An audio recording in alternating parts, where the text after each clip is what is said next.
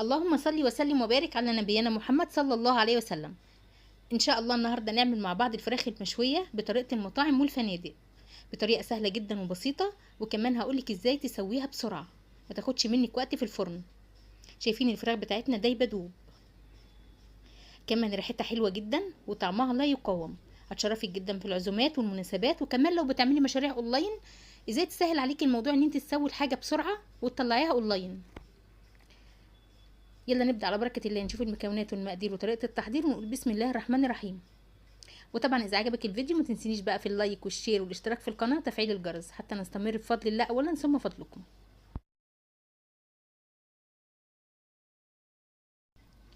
هنبدأ مع بعض بقى في المكونات والمقادير وطريقة التحضير، وهنقول بسم الله الرحمن الرحيم. اول حاجة معايا في المكونات بتاعتي معايا بصلتين كبار، انا مقطعة بصل ابيض، تقدري تحطي